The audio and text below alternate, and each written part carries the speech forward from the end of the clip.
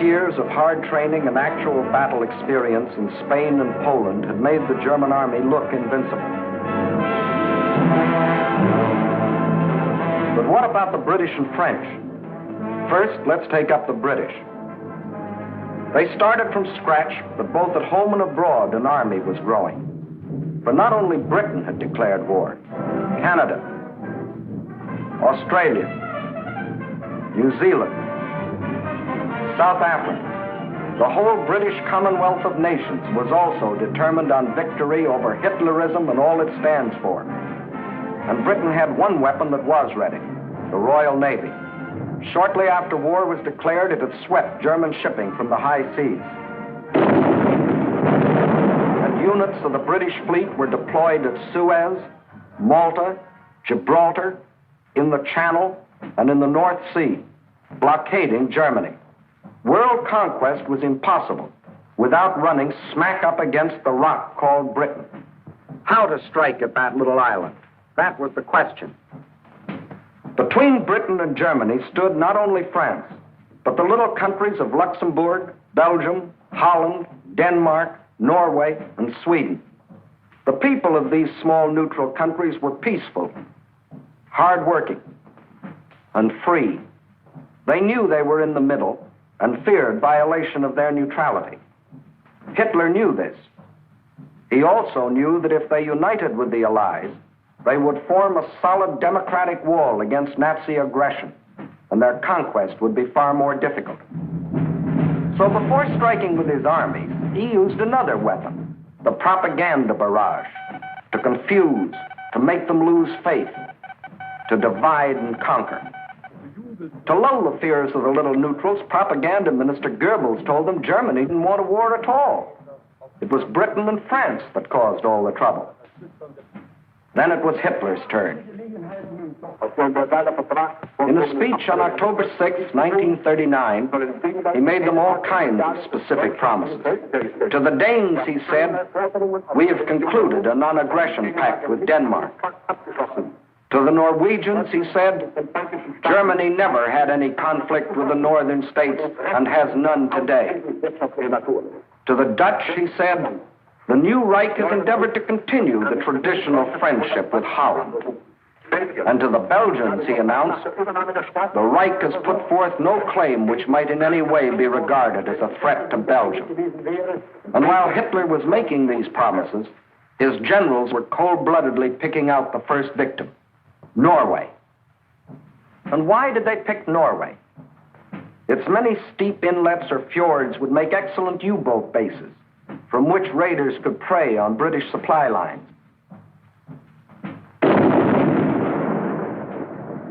Also, it would give the Nazis vital air bases. This is Scapa Flow, British naval base, and this the blockade fleet. At this time, the German-based bombers couldn't reach them. Possession of bases on Norway's western shore would bring these vital British defenses under easy bomber attack. But he couldn't take Norway without also taking tiny Denmark, the springboard for his attack. So at dawn on April 9th, 1940,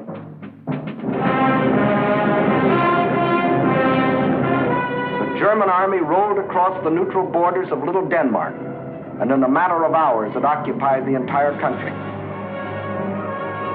By nightfall, Denmark is erased as a nation, and the Danes go into slavery. Although only 6 months before, Hitler had announced, "We have concluded a non-aggression pact with Denmark. The Danes will not forget." Meanwhile, in Norway, peaceful-looking German merchant ships like these had sneaked inside Norway's neutral waterway and tied up at all principal ports. That is, they looked like merchant ships. But if the Norwegians had had X-ray eyes, this is what they would have seen. The Trojan horse of ancient Greece brought up to date with new and deadlier weapons. At the precise moment that the Nazis overran Denmark, these quiet-looking ships sprang to life.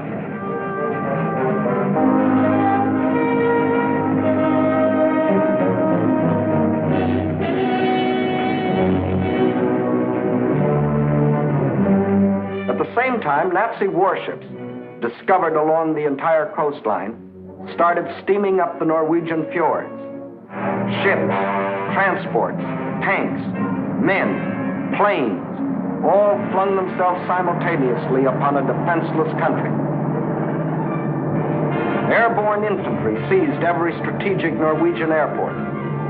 The whole job was made easier by treacherous fifth columnists, led by Major Quisling, who seized power and issued orders to suppress resistance. Nazi warships steamed past silent guns that could have blasted them out of the water. This was one of the most amazing acts of treachery the world has ever known. It brought Major Quisling international fame, making his very name synonymous with the word traitor. By the afternoon of April 9th, the Germans were in complete control of all 7 ports where they had landed in the morning.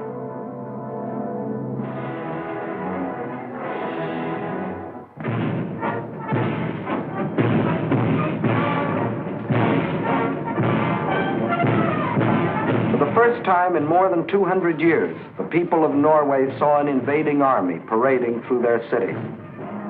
Many of these Nazi soldiers, strutting as conquerors in 1940, had last seen Norway some 20 years earlier, when, as refugee German children, they had been raised and cared for by kind Norwegians. Now these same Germans were back to repay that kindness with terror and destruction. Once they had occupied the capital, the Nazis quickly fanned out in all directions. But loyal Norwegian troops stopped one German column between Hamar and Elverum.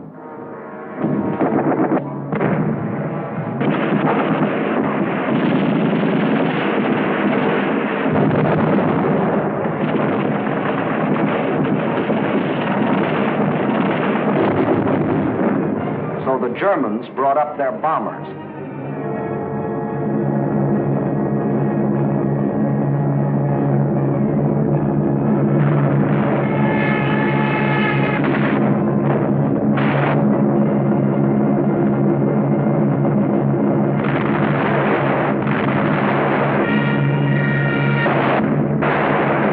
Norwegians were forced to flee to the north under constant and unopposed air attack. It was here that Captain Robert Lose, an American military attaché, was killed, the first American soldier to lose his life in this war. Meanwhile, the Nazis had spread all over the country. Small patrols occupied every strategic village. Parachute troops landed high in the mountains.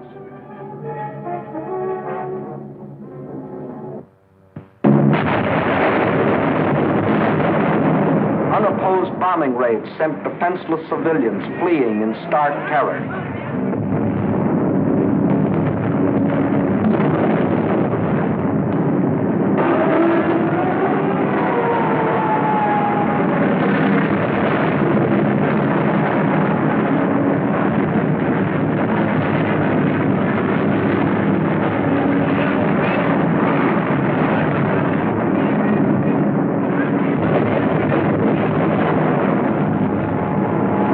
They hadn't wanted war. They had done everything to avoid it. Hoping they could escape the Nazi scourge, they had compromised and tragically failed to unite with the other democracies. And now they faced the scourge defenseless and alone. For before the Allies could come to their aid, the Germans were in control of all principal ports. Regardless of this, British, French, and Polish contingents plunged in and made several landings along the Norwegian coast. They landed forces north and south of Trondheim and attempted an encircling movement on the city under constant, heavy, and almost entirely unopposed air attack.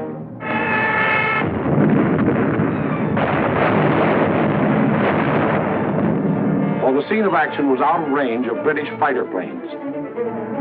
So they brought up aircraft carriers. But these are at a disadvantage when opposed by land-based planes. The Allies, therefore, were badly battered from the air. Finally, suffering heavy losses, they withdrew from a hopeless situation. Further to the north, at Narvik, they met with better success, inflicting heavy naval losses on the Nazis.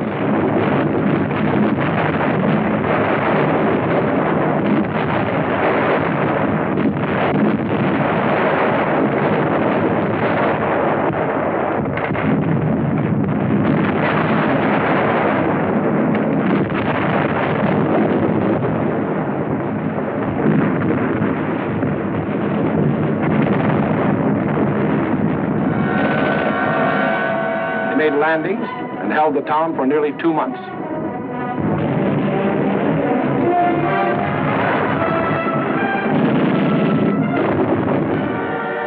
Incidentally, they also took their first prisoners of the present war. Again, the Nazis' overwhelming air superiority proved a deciding factor. And the Allies were forced to withdraw under terrific air bombardment.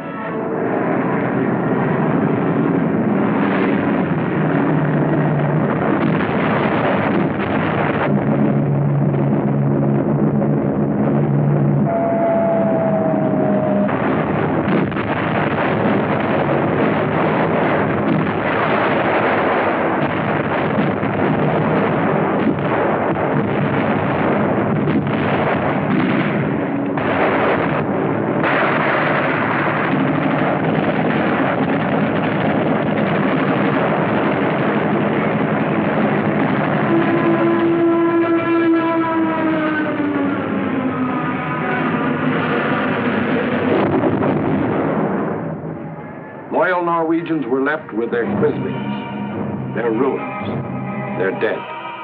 Even though 6 months before Hitler had said, Germany never had any conflict with the northern states and has none today. The Norwegians will not forget. And Hitler had another victory. He had hijacked 2 more countries. The world wondered and sometimes marveled at this man's efficiency. Gangster Dillinger was efficient too.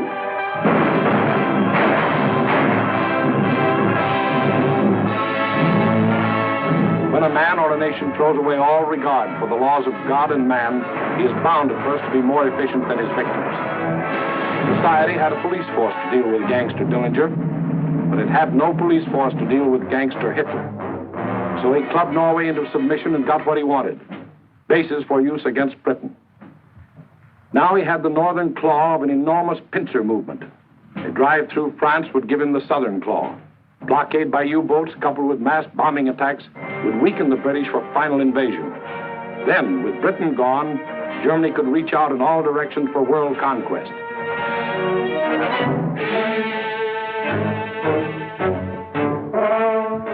His next move must obviously be through France to get his southern claw. Through France. How was she to face the onslaught?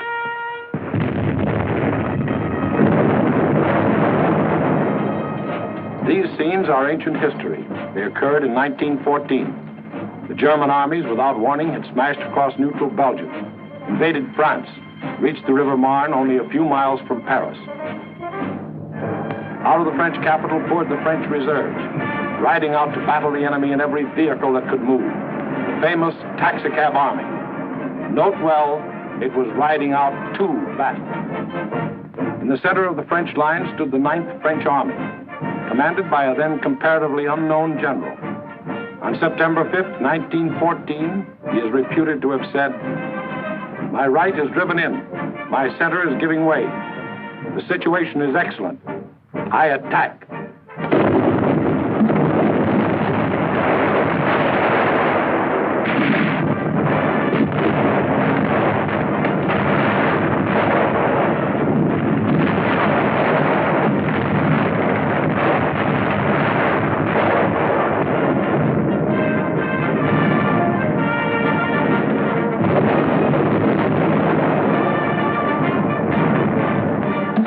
Did attack. The German onslaught was checked, and Paris was saved. That comparatively unknown general later became commander-in-chief of all the Allied armies and presided at the signing of the armistice with the defeated Germans on November 11, 1918. To this general, the French people erected a monument. To Marshal Ferdinand Foch, whose motto was, "Attack, always attack." Still later, the war-weary French people erected another monument. This one to a minister of war, André Maginot. Between the ideas symbolized by these two statues may well lie the military story of the fall of a great nation. In Foch's time, the proud spirit of France demanded nothing less than victory and placed its faith in the attack. In Maginot's time, the spirit, no longer proud, asked only to avoid defeat and placed its faith in concrete.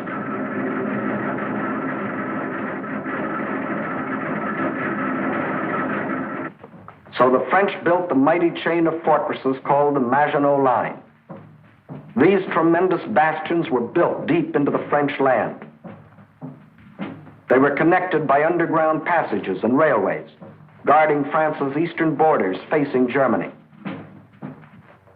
And when France was finally forced to declare war against the rising Nazi menace, the French troops, instead of attacking, were marched into their modern caves to wait for the Nazi blitz to smash itself against the Maginot Line.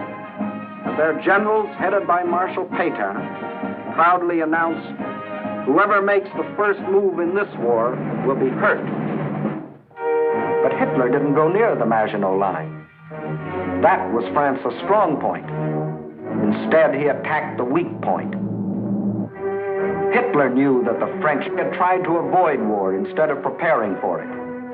That knowledge was one of his greatest weapons. He knew they had planes, but he knew they were antiquated. He knew they had tanks, but he knew they were few in number and lightly armored. But most important of all, he knew that France had become a cynical and disillusioned nation. What made this change in the French spirit? In the first place, between 1914 and 1918, the French suffered more than 6 million casualties in the heroic defense of their land against German invasion. The flower of an entire generation was lost, with its stimulus of new blood, new determination, new ideals. Secondly, the failure of the League of Nations, to which the French had pinned their hopes of peace, the corruption of many in high places, the greed of special interests, all had combined to shake the faith of the French people in their democratic ideals. And when a people loses its faith in its own ideals, it is ripe for the insidious words of the devil. France still looked like an imposing castle, but Hitler's political termites had so gnawed away the binding of national unity that the castle was ready to crumble.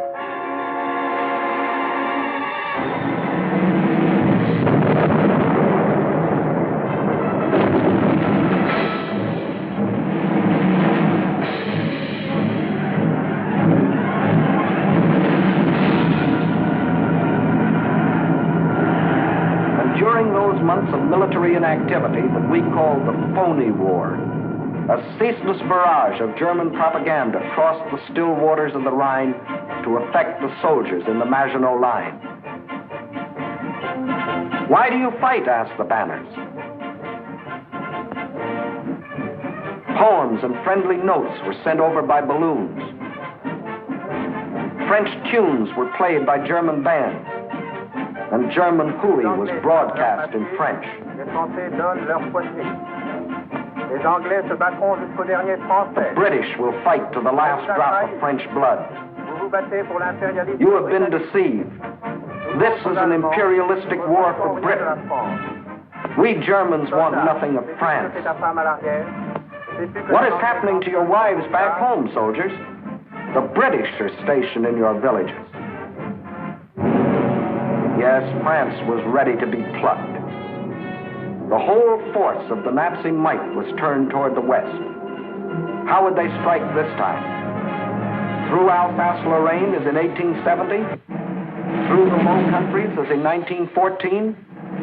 What was the 1940 model conquest? The French considered the Maginot Line utterly impregnable, and therefore believed the Germans would again try a swing through the Low Countries as in 1914. But even after Hitler's rape of Scandinavia, Holland and Belgium, hoping against hope, still clung to their neutrality. So the French massed 78 divisions here along the border of Belgium.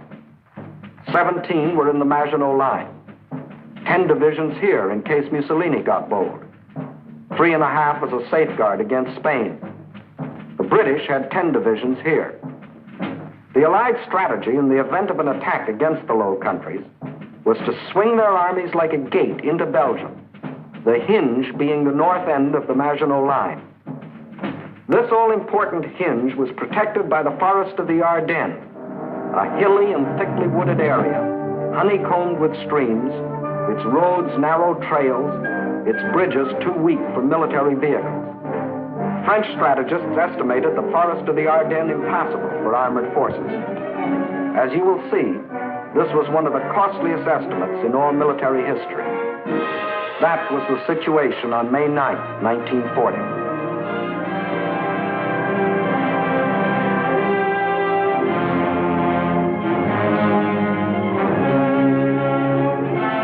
The hour of trial had come.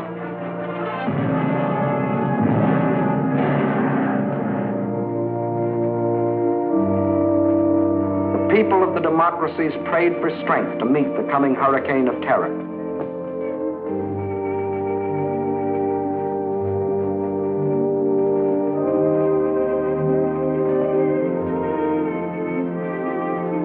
While across the Rhine, Juden ist uns verschrieben und verfallen mit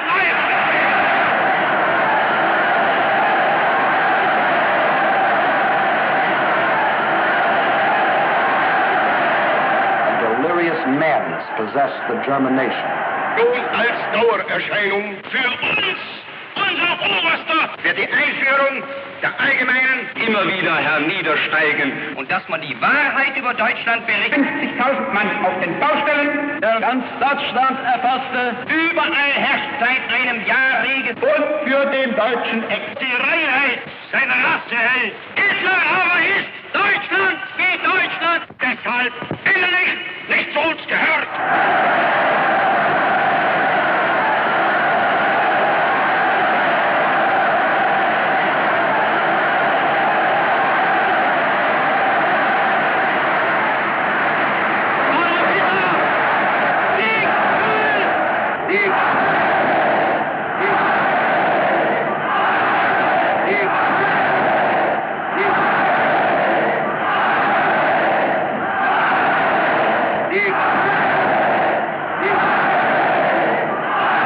Der Tag had come.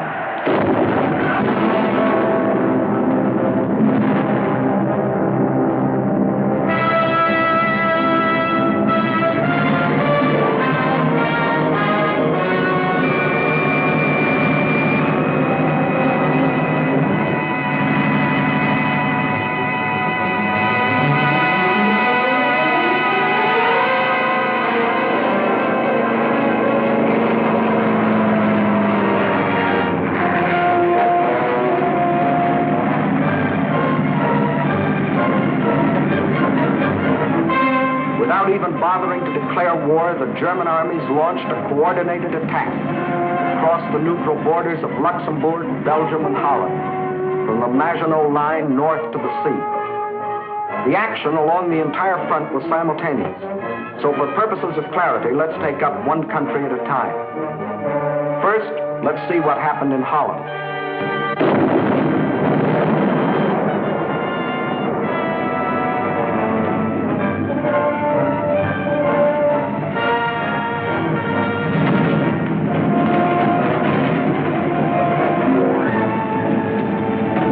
Nazi ground forces smashed through the improvised and hastily erected border defenses. But the main attack was to come from the air, far behind the defense lines.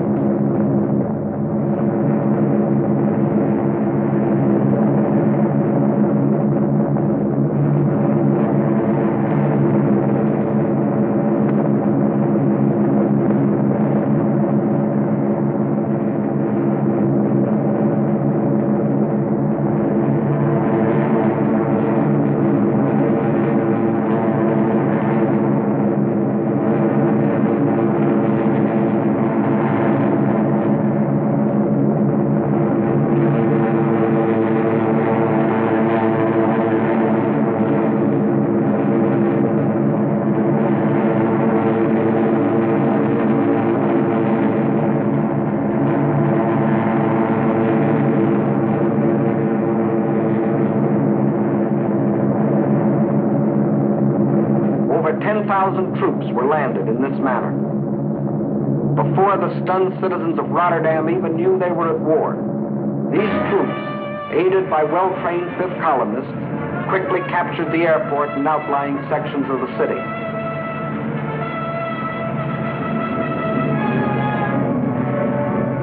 Meantime, Nazi armored columns were racing across the country, their progress speeded by other fifth columnists who prevented the destruction of vital dikes and bridges.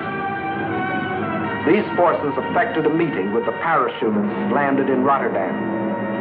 The Dutch were doomed to defeat.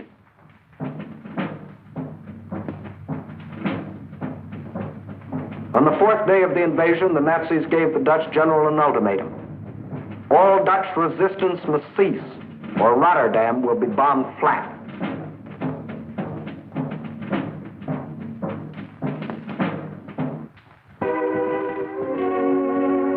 The Dutch general had little choice. To save the lives of innocent civilians, he accepted the German terms. But after the unconditional surrender, the Nazis bombed the city anyway.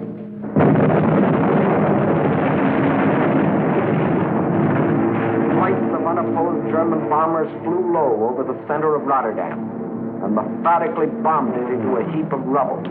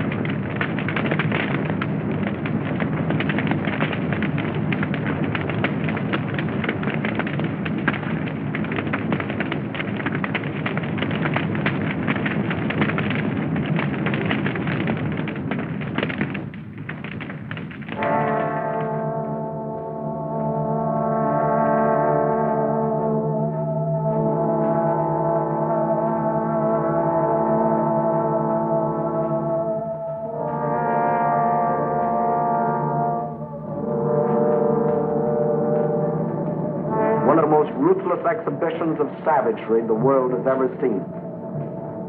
Over 30,000 men, women and children were killed in the space of 90 minutes. Though only 6 months before Hitler had said, the new Reich has endeavored to continue the traditional friendship with Holland. The Dutch will not forget. Meantime, in Belgium, the whole force of Nazi blitzkrieg had stormed across its neutral borders.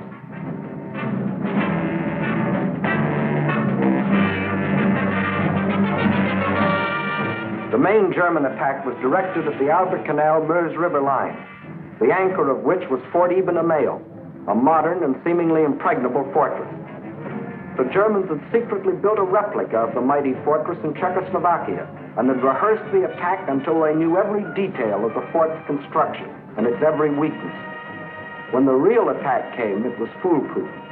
Parachute troops, dive bombers, flamethrowers, specially trained engineer battalions, all working together as a well-trained team.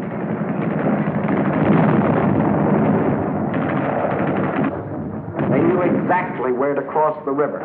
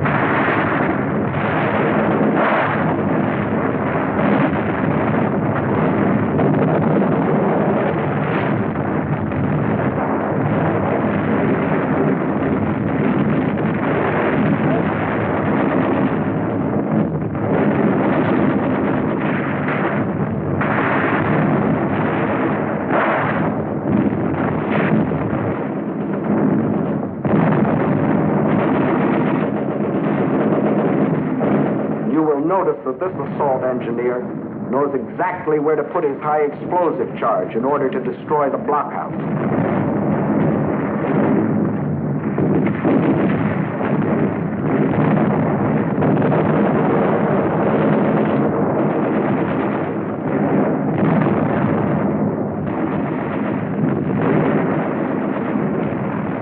Fort Iben-Amael withstood the Nazi attack exactly 2 days. And the German armies rolled on. Meantime, an hour and a half after the German invasion began, Allied troops crossed the French and Belgian border to meet the advancing Germans.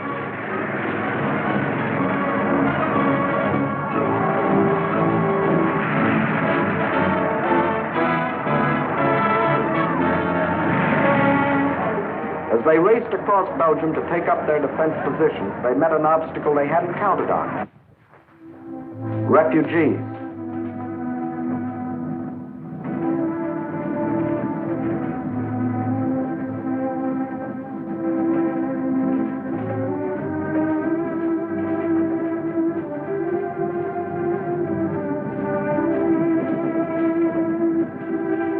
And the refugee-choked roads didn't get that way by accident.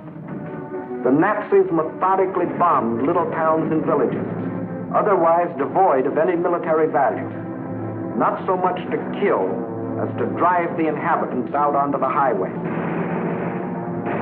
Then, by expert machine gunning, the Nazis would herd them along in terror-stricken flight to hopelessly entangle the advancing Allied armies.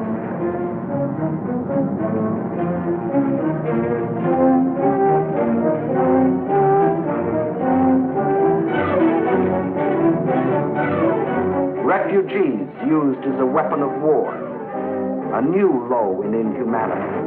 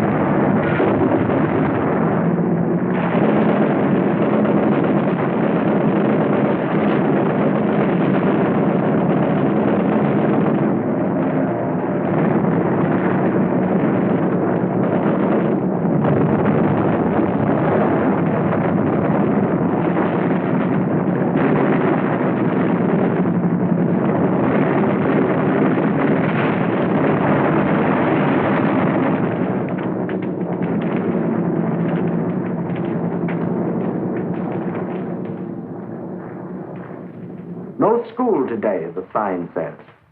But children are otherwise occupied.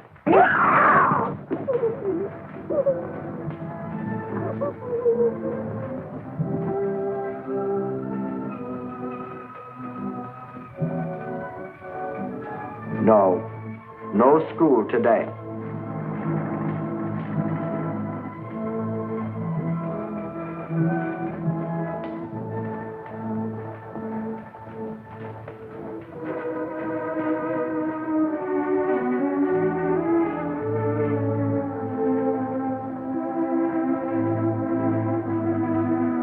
Although only 6 months before, Hitler had announced, "The Reich has put forth no claim which might in any way be regarded as a threat to Belgium." The Belgians will not forget.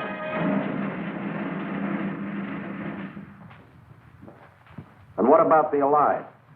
They were convinced that the German attack on Belgium and Holland was the main thrust, and according to plan, had swung their armies like a gate into Belgium.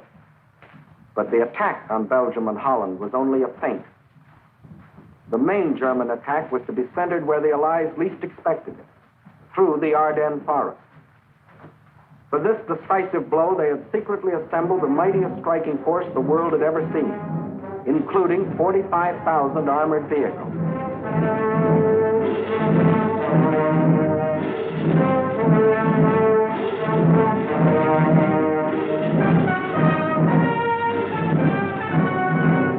At the same time that the Nazi armies were plunging into Holland and Belgium, this column started to move.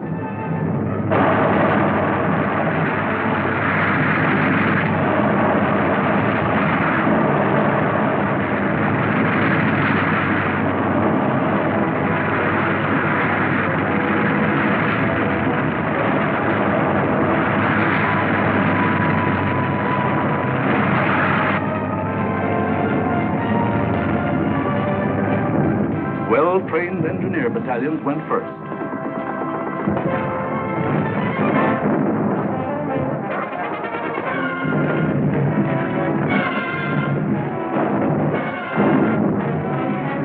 They were opposed only by scattered Allied patrols.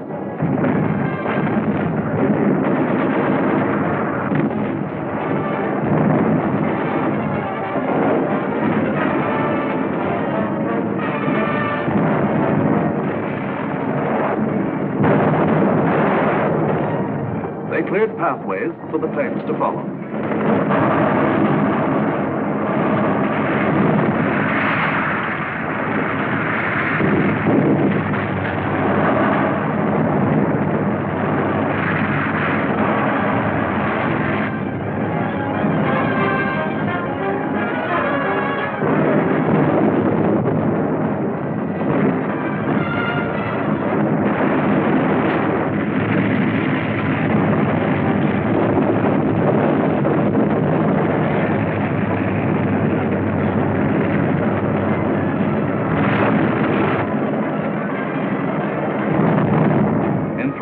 The German armored force reached the Meuse River, 2 days faster than the French thought any troops could get through.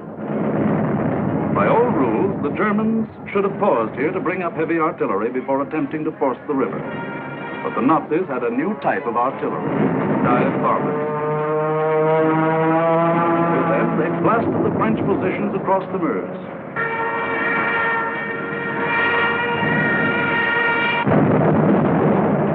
With feverish haste, the Germans laid a barrage across the river with anything and everything that would shoot.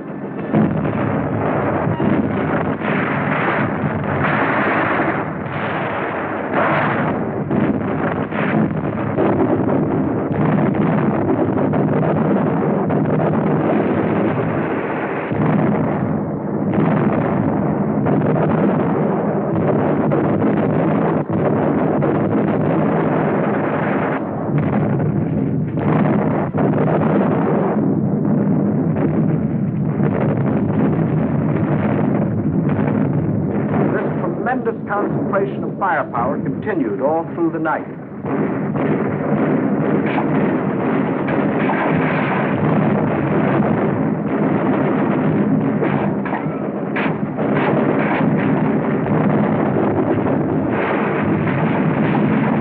By the following day, shock troops were able to get across the river.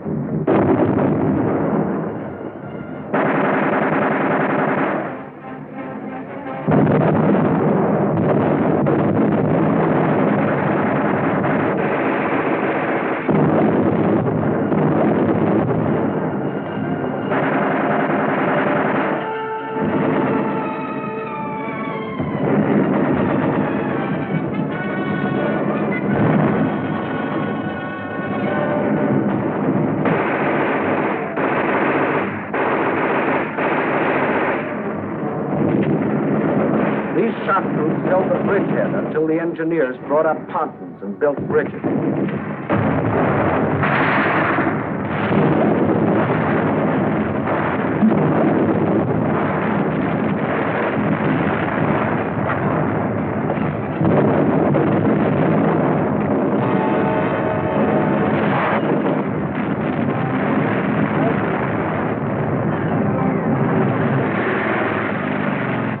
Then, without wasting a moment, across these bridges, the main armored force of the German military machine rolled through to Sedan for the all-important breakthrough into a dismayed and flat-footed France.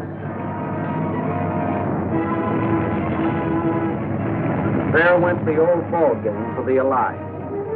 From here on, it was only a matter of how long. Watch the map as one of our intelligence officers explains the details of the German breakthrough. We speak of the breakthrough at Sedan, but actually the break was along a wide front extending for 50 miles from Namur in Belgium to Sedan. Further north, the Allied armies had swung like a gate into these positions. The German armies had swept over Holland, broken the line of the Albert Canal, and for all anyone knew, were preparing to smash against the Allied front with all their power. That was the situation, dangerous but obscure, on the evening of May 13th. On the 14th and 15th, it became clear that the German breakthrough south of Namur was in the greatest strength, and that the French Ninth Army, attacked while moving into position, had been shattered. Without doubt, this was the point of mortal danger, and the French High Command ordered the abandonment of these positions, although they had not yet been attacked. Those positions were abandoned solely because of the situation developing along the Meuse near Sedan. In the meantime, the French 7th Army had been ordered to make its historic forced march far to the south into the area threatened by the rapidly advancing German spearheads. This army was not used to attack the German flank, but rather was used as a plug to restore the broken front. Throughout, the Allies had placed their faith not in offense, but in defense, and the defense was doomed to failure because it was confronted with an entirely new technique in warfare, the plain tank infantry team in action. The world was staggered by the speed with which the German armored columns moved. What was the secret that enabled armies to move so far so rapidly? The secret lay in the organization of the striking spearhead. Armored forces came first, closely followed by motorized divisions, which peeled off, forming solid walls. And through the corridor thus formed, raced the supply trucks to feed the ever-lengthening column. It was obvious that if the Allied situation was to be restored, the German column would have to be cut. On May 17th, General de Gaulle attacked the German flank and captured a few prisoners. But his light mechanized forces were like a pin pricking the side of a rhinoceros. A subsequent attack met with even less success.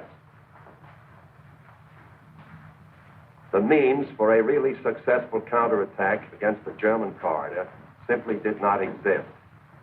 Where numbers of divisions were required, only handfuls of companies and battalions were available. A valiant attempt to cut the German corridor was made by a group of slow-moving British tanks just south of Arras. But lack of sustained striking power doomed this valiant unit to destruction. On May 21st, the German spearhead reached the channel port of Abbeville. Protecting their flank along the Somme, the Germans fanned out to the north and east. This was to be the perfect battle of annihilation. On May 28th, the Belgian army, compressed into a small space and weary of battle, laid down its arms. That left the desperate French and British defenders with their backs to the sea at the small channel port of Dunkirk. One of the greatest disasters in history seemed in the making. An entire British army faced annihilation. But out of the fog and the mist shrouding the channel came a strange armada of Navy craft, fishing boats, pleasure yachts, anything that would float. The seagoing people of Britain had come to rescue their army. High overhead, British fighter planes fought the Luftwaffe to a standstill.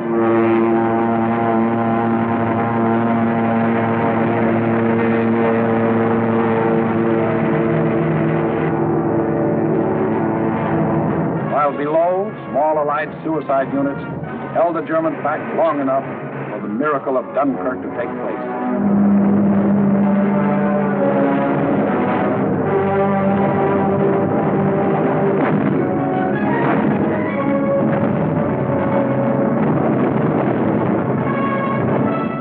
$211,500 British troops, plus 112,500 French and Belgian, were rescued.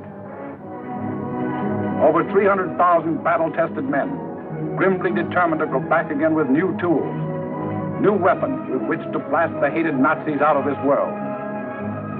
For free men are like rubber balls. The harder they fall, the higher they bounce. Leading the British by this time was a man who had been bouncing all his life, Winston Churchill, who had tried for years to warn the world about Germany. Meantime, the situation that faced France was as nearly hopeless as a military situation can be. 2/5 of the French army was lost. There were fewer than 50 divisions left to defend a front almost 200 miles long, running from the northern end of the Maginot Line to the sea. And behind that thin front line, there were no reserves.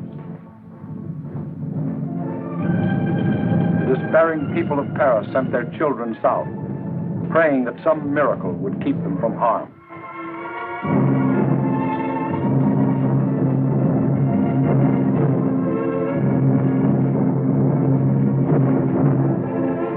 The hopeless men of the French army, without adequate arms or equipment, braced themselves for the coming blow. The first blow fell on June 5th. The French resistance was determined, but by June 8th, the left flank army had been shattered, and a general withdrawal was ordered to the line of the Marne and the Seine. On June 9th, the German main attack came.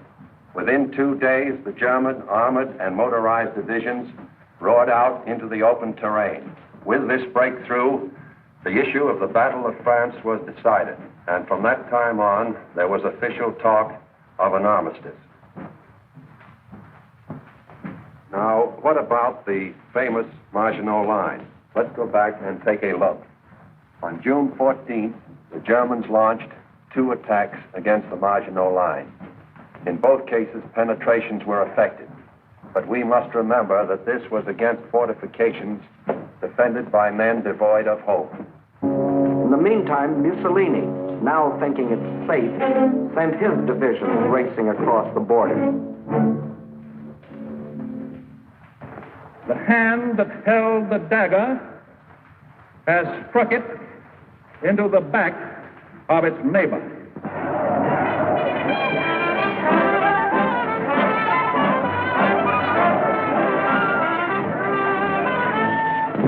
Organized resistance in France was no longer possible. The government faced 2 alternatives: retire to North Africa and carry on from there, or give up the struggle. France's leaders were old and tired, and the oldest and most tired was Marshal Pétain. Egged on by men like Laval, who saw in a German victory his chance for personal power, on June 16th, Pétain asked for an armistice. The news is carried to Hitler, who received this word of a great nation's fall in a characteristic manner. Also characteristic were his terms for the armistice. It must be signed in the coach where Marshal Foch met the defeated Germans in the last war.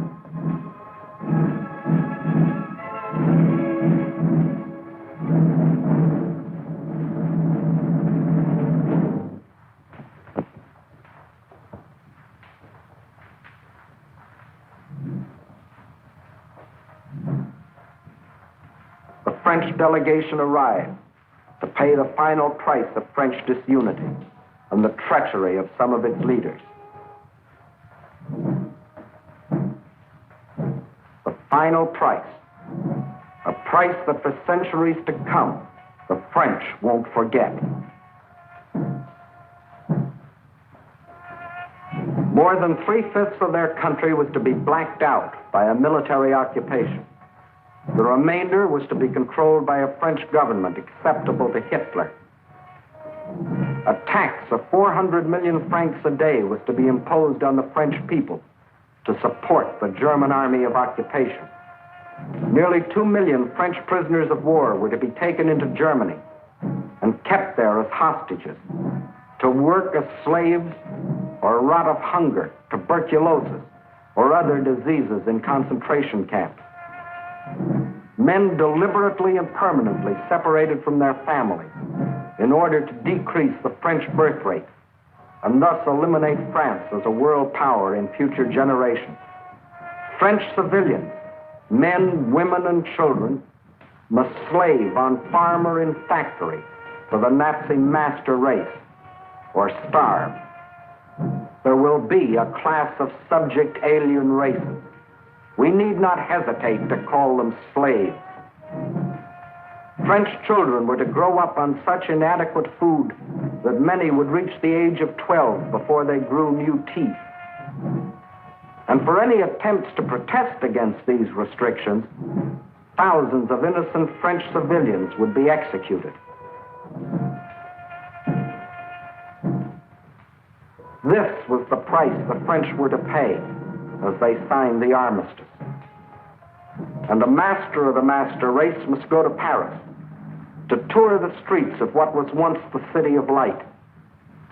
You notice no cheering crowds here to welcome in the new order.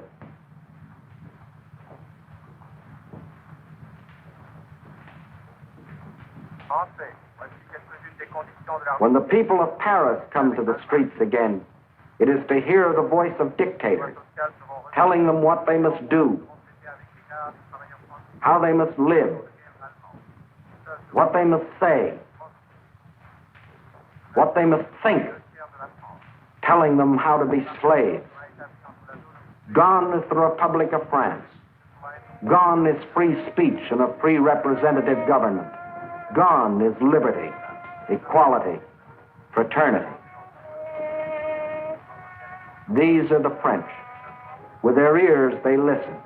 But their minds and their hearts, these are down on the Mediterranean, where the battle colors of the regiments are being taken to Africa, out of the Nazi grasp. The people weep as their glory departs, for they don't as yet know that France has hope, a rallying point. Charles de Gaulle, a soldier in the great tradition of Foch, is not surrendering. He will continue to fight, gathering about him loyal Frenchmen from all over the world to become the Free French Army, the Fighting French. Yes, the people weep as they watch their colors go, not knowing that 2 years later, those same flags would again be unfurled in North Africa, alongside the Stars and Stripes, alongside the Union Jack. Once more, their leaders, General de Gaulle and the famous General Giraud, stand united in the common cause with the leaders of their allies. Once more, the red, white, and blue of France is raised on high. For out of the ashes of the defeat and the humiliation of France, her soul has been born again.